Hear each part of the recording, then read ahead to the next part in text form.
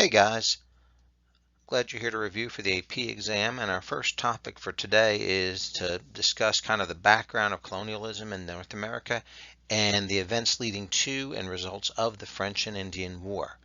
This concept guide for 3-1, where British attempts to assert tighter control over its North American colonies and the colonial resolve to pursue self-government led to the colonial independence movement, the Revolutionary War, kind of our overarching theme.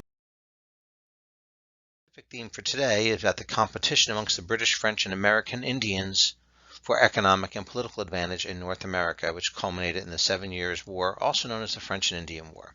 We know that Britain defeated France and their allied American Indians. So a little bit of background. France came over to the New World around the same time the Brits did.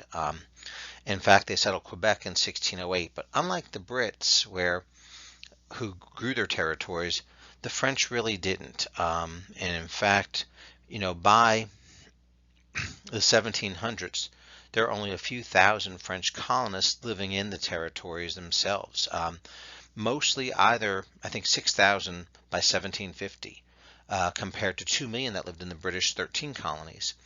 Most of the French that came over for one of two reasons. Number one, they were involved in the fur trade.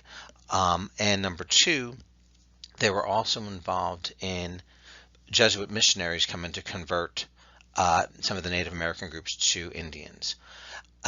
As far as going into this colonial rivalry that developed between Britain and France, the relations with American Indians was also very different amongst the British and the French. Realistically, the British had only befriended the Iroquois in New York and the Iroquois Confederacy, but for the most part, most of the relations with the Indians were not very good between the British and with the British. The French, however, had trading relationships with the Indians, and as a result, French really became great gift givers, which was kind of the key to getting on with American Indians during this period. Trade was, not seen as a transaction, but really just a continuing process. And the French were able to do this quite well with the Indians and therefore had good relations, although the Indians were not necessarily happy with the Jesuit missionaries. As far as the rivalry, there were actually several smaller wars in North America between the British and the French. The British and the French had been really rivals in Europe for, centuries, and what we would call King William's War and Queen Anne's War had already been fought a little bit in North America. And prior to the French and Indian War, King George's War was fought in North America between 1744 and 48. And once again, this is the French fighting the British. New Englanders actually invaded New France and took the important city of Louisbourg. But in the peace treaty, Britain had them give that back. And that's going to begin really one of the first times we see British colonists kind of furious. They felt vulnerable from the French and the Indian groups, and they felt that they had fought and won it. Regardless, though, this rivalry really continues. And going into the French and Indian War, the main cause, of course, was the Ohio Valley and, the Ohio River Valley. British were, pushing westward and expanding into this valley, and the French were not pleased with it. They needed to retain it. The Ohio River Valley, which if you look at the map, it's kind of, you could look at the Ohio River by the disputed areas, but the French needed to retain this because it really connected Louisiana with New France and a much more direct route than it had been, and they wanted to keep that. The war itself actually broke out. I'm so sorry. The war itself actually broke out in 1754, even though it's the 7 Years' War. It lasted 9 years in North America. But in 1754, when George Washington was sent by the Virginia government to the Ohio River to prevent the French from building a fort there, and instead wanted to build a British fort.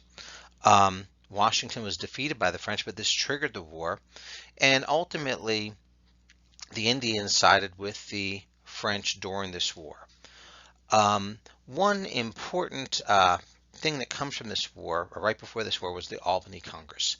And the Albany Congress had actually been an attempt founded by Ben Franklin to kind of create some colonial home rule and a way to deal with the Indians, to deal with the French.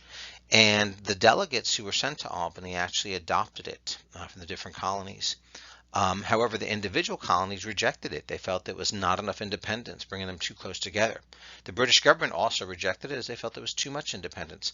So we don't really see a coordinated effort going into the French and Indian War by the colonists. However, the Brits do lead this effort. Although the Brits struggled, their way of fighting was not conducive to the fighting between the way Indians fought, and the colonists were more used to that. And so the colonists made several contributions to the war, and by 1763 the war ended, and for all practical purposes the Paris Peace Treaty removed France from North America. So if you look at these maps, you kind of see it.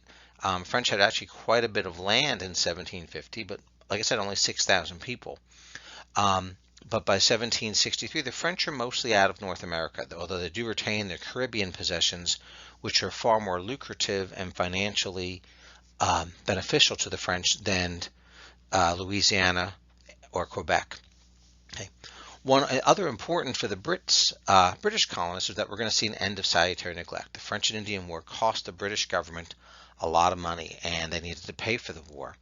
And so when we see this, this more direct involvement from the British government in American lives between 1763 and 1776, it kind of lays the foundations for colonial revolt from the British.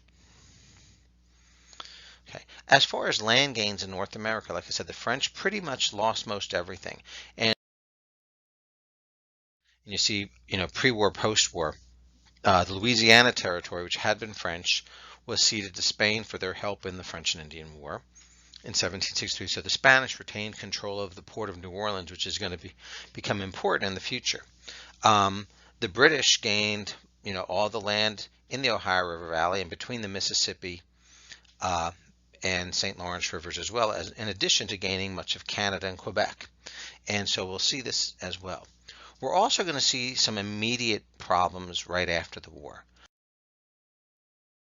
Fought in this war. They had, helped to win this war, and yet there were actually issues that arose during the war between the French and the colonists about colonist treatment. For the most part, a lot of the British soldiers looked down upon the colonists. They were not seen as effective, despite the fact that they had helped them to win the war. They weren't promoted to some of the officer positions that the British had been upheld, and general disdain. For the colonist part, too, many colonists ignored the trade treaties with the French. During that era of salutary neglect, the British colonials had traded with the French against the navigation laws.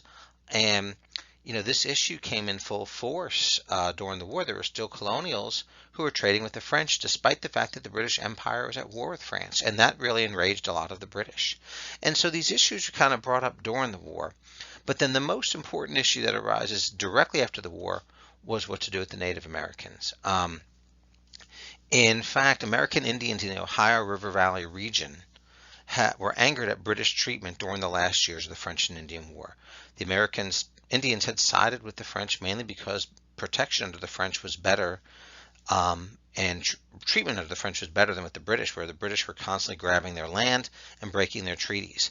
And an Ottawa chief named Pontiac refused to surrender his lands to the British despite the loss in the war, and he led an Indian alliance against whites in the Ohio River Valley and Great Lakes region, and actually wiped out 9 out of 11 British forts. It took the British about 18 months to bring this rebellion under control. The British used germ warfare. They blankets infected with smallpox, kind of one of the preferred techniques of the British Army during this time. They did that at Bunker Hill as well. And the British subdued the rebellion by October 1763.